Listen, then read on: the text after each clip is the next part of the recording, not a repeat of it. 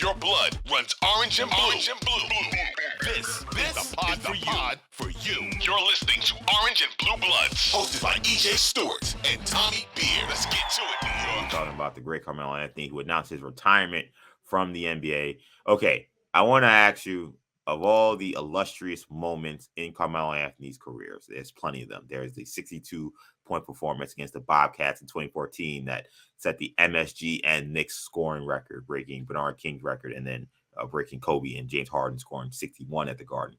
There's a 50-piece all jumpers that Melo gave to the Miami Heat in 2013. I think a game that gets forgotten about. It's insane that a guy could score 50 points on just only jump shots for an entire game.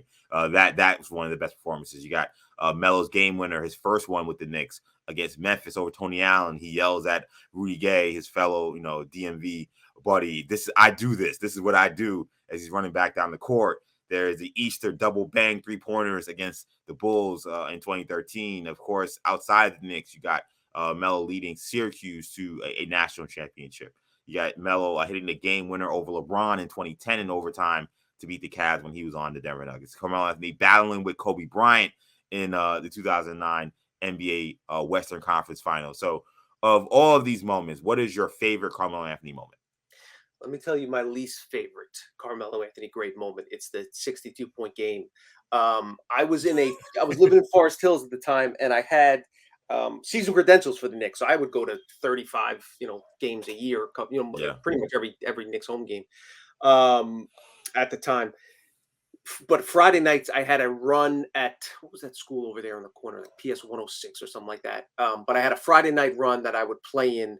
Some nights I would skip it to go. This was, was one of the last few games we were going to close up, the public school for the runs for a little while. So I decided to go to that game, and I'm checking my phone at halftime. I'm like, dude, what is this guy on? And then I get home, and I see that he scored 62. So I was in the building for that. That annoyed me.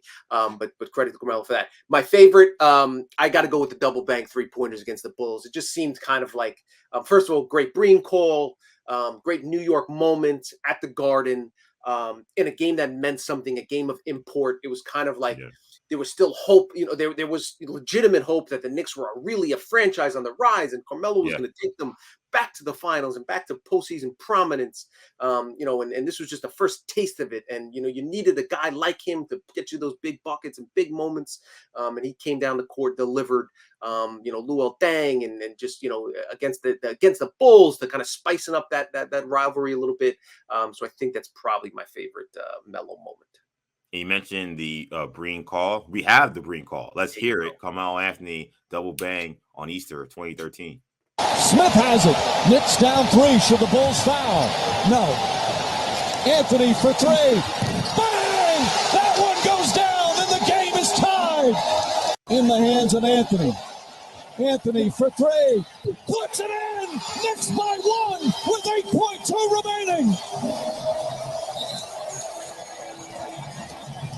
I mean, if that doesn't give you chills, I just don't know what kind of pulse you have. I don't know why you're listening to a Knicks podcast. I don't know if you're a Knicks fan, but that moment still, and I think it's Breen's maybe second best call of his career. I think the Curry 40-footer in OKC is his best call, but those Mike Breen's birthday today. Happy 62nd birthday, Mike Breen, actually. Happy 62nd birthday, Mike Breen. I have a funny story. Mike Breen was actually an assistant coach on a Long Island Lightning team I played on when I was like 11, 12 years old. And I'll tell that story at some point on the podcast. We have a long summer, so we'll talk about that at some point. But so happy birthday, Coach Mike. But yes, the two of my favorite calls, of course, two of my favorite players of all time, Melo and Steph Curry. I think that's number 2. I think the Curry call is number 1.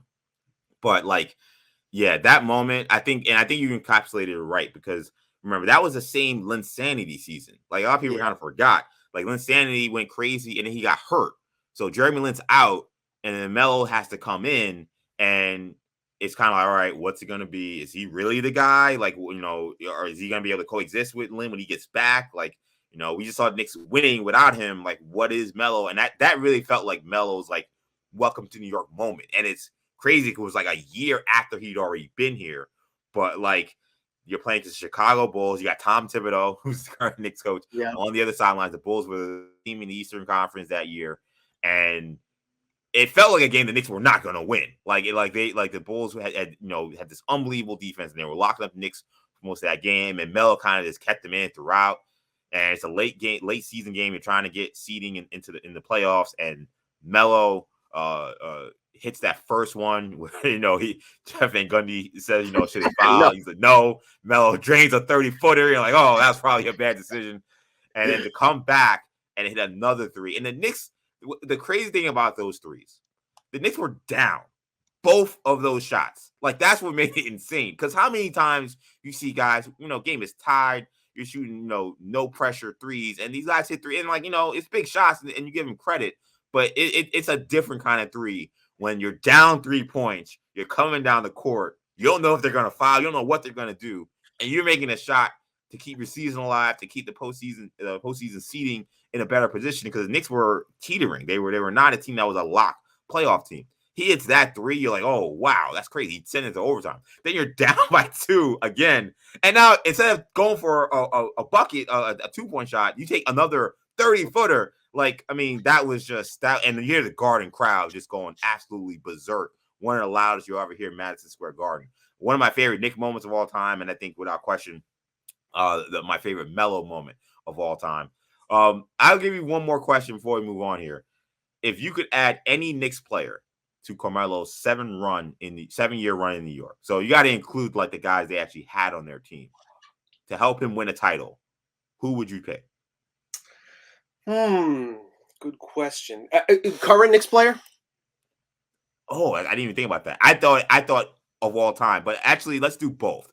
Let's do current and let's do all time. I think that's a good wrinkle I didn't think about. All time, you'd love to see Carmelo play with a dominant big, whether it's Patrick or Willis. That would be really cool to see.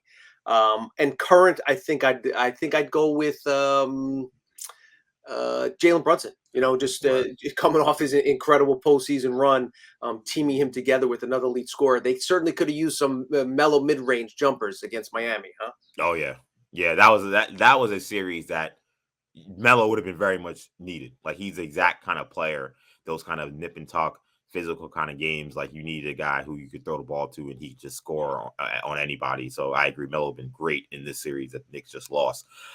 All time, everybody's going to run to Patrick Ewing, but I actually think I would run to Clyde Frazier because the Knicks had a lot of problems at point guard during the time Melo was here, whether it was Lynn being hurt, Chauncey Billups being old and hurt. Felton was okay, but only for 1 year. Like, the Knicks had Tyson Chandler, and he was, imperfect himself, but he did have 2 seasons All-NBA defensive team. It was a perfect fit next to Melo, a guy who doesn't need the ball, just attack the glass. Right. So, like, I was okay. I'm okay with living with that at the 5. It's great. Much Patrick Ewing 100 times better than Tyson Chandler. But considering how bad the point guards were Melo were playing with, I'm like, you gave him Clyde Frazier. You gave him a guy who could attack defensively in terms of point of attack defense. He helped you there. And a guy who can come up big in those clutch moments at times where you thought Melo maybe was coming up smaller and you didn't have a guy to go to it. This is a guy who's championship pedigree, has hit big shots, has won titles games, won big playoff games. Like, I think that if you add Clyde Frazier to any of those Melo Knicks teams, I think they win. Maybe they beat Indiana in 2013. They get to the Eastern Conference Finals because Raheem Felton did not have a good series there. He was outplayed by George Hill. One of the underrated storylines in that playoffs, because everybody talked about, Hibbert dominating, just absolutely dominating Tyson Chandler. George Hill had a really good series too, and it was at the expense of Raymond Felton. And Jason Kidd couldn't make a shot. Like, I don't think he made a 3 for like 4 weeks. It was insane. So you had Clyde Frazier. That's an entirely different story. So I would add Clyde. Nick, current Nick, it's gotta be Brunson. It's the same thing. I think if you add if you add a point guard of that caliber and another guy with super competitiveness, I think that changes their life as well. So very interesting. Great talking about the career of Carmelo Anthony. Congrats to Carmelo Anthony once again, retiring from the NBA after a long career. Well, Ended up being top 10 all time and all scoring and up there with the all. And one last thing on Melo, he accepted the pressure and the responsibility that comes with playing in New York. You know, Yeah. a lot of talk about free agents dodging the Big Apple. Melo wanted it, he wanted all that smoke, and he brought it more often than not. You know, he delivered. So credit to him for having the courage to step in and step up. Thanks for watching. If you enjoyed this video, please don't forget to give it a thumbs up and subscribe to our channel for more content like this. If you want to see more of our videos, be sure to check out our playlist and let us know what you think in the comments below. Also, don't forget to follow us on social media to stay up to date on our latest podcast ventures. Links will be in the descriptions. And as always, thanks for watching, and we will see you in our next video.